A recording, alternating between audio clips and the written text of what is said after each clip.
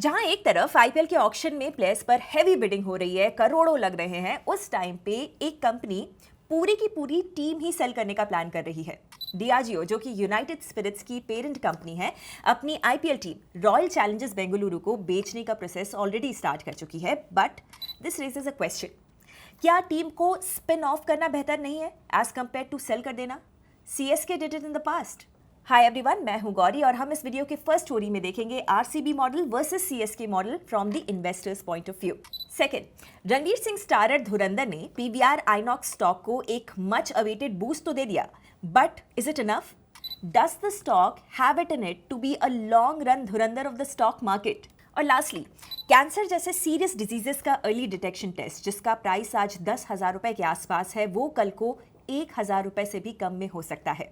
Reliance industries अब genomics और specialised health care diagnostics में एंट्री ले रहा है, और वो भी जियो के प्लेबुक के साथ। So let's get to it then.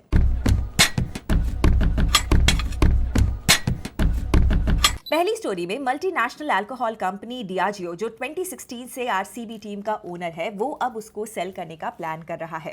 But is it the only option? I'm asking this because this reminds me of the CSK demerger that took place a few years back.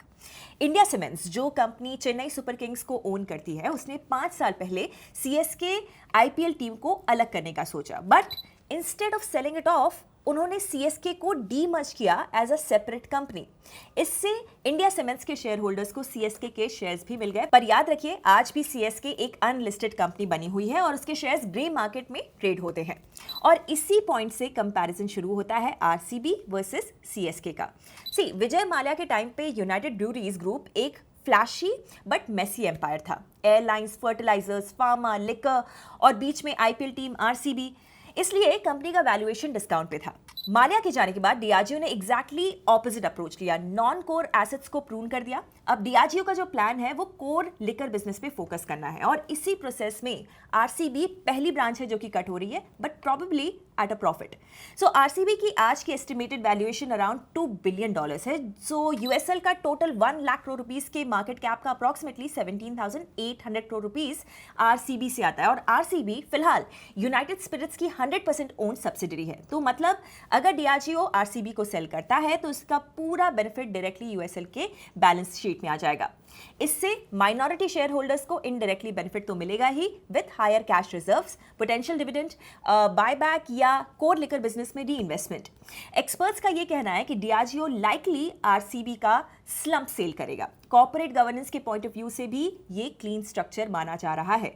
But as compare to this model, India cements ने CSK को demerge करके share holders को direct CSK के shares दे दिए थे। This apparently, obviously on paper, sounds great.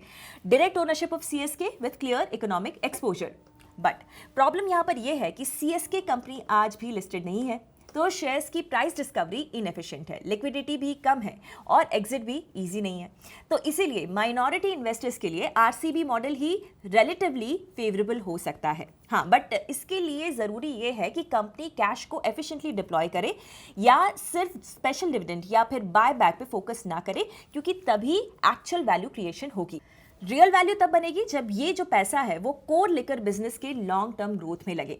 Last कई दिनों से पीवीआर आइनॉक्स के शेयर्स बजिंग हैं। 5 सेशंस में 2% का राइज, और इस रैली के पीछे कोई मैक्रो या पॉलिसी ट्रिगर नहीं है, बल्कि एक बॉक्स ऑफिस ब्लॉकबस्टर है। रणवीर सिंह की फिल्म धुरंधर सेकेंड वीक में भी थिएटर्स में धमाका कर रही है। फिल्म ने इंडिया में 300 करोड़ का मार्क क्रॉस कर लिया था, अब वो 400 भी पार कर चुकी है। और डे 11 यानी कि सेकेंड मंडे को 29 करोड़ रुपीस उसने कमा लिए थे, जो कि ओपनिंग डे के 28 करोड़ रुपीस से भी ज्यादा है।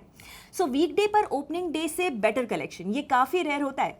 अब टोटल डोमेस्टिक कलेक्शन 400 करोड़ के पार है और 500 करोड़ का टारगेट क्लियरली नजर आ रहा है।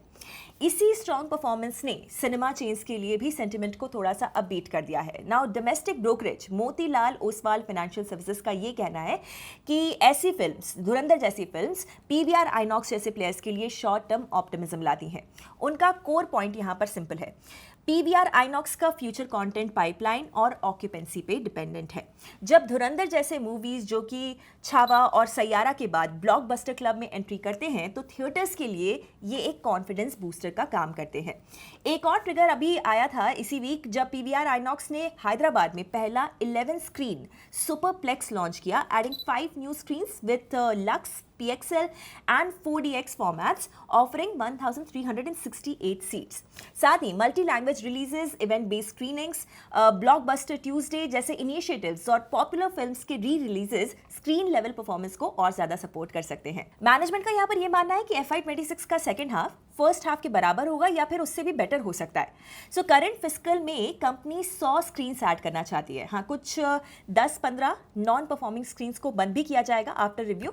वैसे तो पीवीआर आइनॉक्स ने इन नए स्क्रीन्स को 60% एग्जिस्टिंग टॉप मार्केट्स में ही लगाने का प्लान किया है, बट अब ये स्मॉलर मार्केट्स पर भी फोकस कर रहे हैं with affordable ticket pricing of 150-200 rupees. Southern states पर भी स्पेशल अटेंशन है क्योंकि कंपनी के हिसाब से ये ग्रोथ के लिए एक की मार्केट हो सकता है। लेकिन यहां पर कॉशन भी इक्वली क्लियर है। सिनेमा बिजनेस का सबसे बड़ा रिस्क वही पुराना वाला है, ऑक्यूपेंसी। कंटेंट अगर वीक हुआ या कंसिस्टेंसी टूट गई तो नंबर्स जल्दी से स्लाइड भी कर सकते हैं और ये फैक्टर लार्जली पीवीआर के कंट्रोल के बाहर होता है। धुरंधर के स्ट्रॉन्ग रन ने नियर टर्म सेंटिमेंट को लिफ्ट कर दिया है और स्टॉक में रेजिलियंस भी दिख रही है, लेकिन लॉन्गर टर्म स्टोरी अभी भी कंटेंट ड्रिवन है। जब तक पाइपलाइन स्ट्रॉन्ग है पीवीआर आइनॉक्स को टेल विंस मिलते रहेंगे, पर एक डल बॉक्स ऑफिस फेज सेंटिमेंट को उतनी ही तेजी से रिवर्स भी कर सकता है। तीसरी स्टोरी में रिलायंस जेनोमिक मार्केट में एंटर हो रहा है and it is doing so in the Jio style. So basically genomic tests के थ्रू ब्लड, सलाइवा या टिश्यू सैंपल से ये समझ में आता है कि आपके जीन्स आपकी हेल्थ को कैसे अफेक्ट करते हैं। बेसिक जेनोमिक टेस्ट्स आज लगभग 10,000 रुपए के होते हैं, जो रिलायंस 1,000 रुपए से कम में ऑफर करने का प्लान कर रहा है। इस मिशन के सेंटर में है स्ट्रैंड लाइफ साइंसेज, एक बेंगलुरु बेस्ड जेनोमिक्स कंपनी जिसे रिलायंस ने 2021 में 393 करोड़ रुपीस में एक्वायर किया था ना। रिलायंस का इसमें फ्लैगशिप प्रोडक्ट कैंसर स्पॉट भी है। ये एक AI based genome sequencing test है जो 10 टाइप्स के कैंसर्स के अर्ली डिटेक्शन में हेल्प करता है।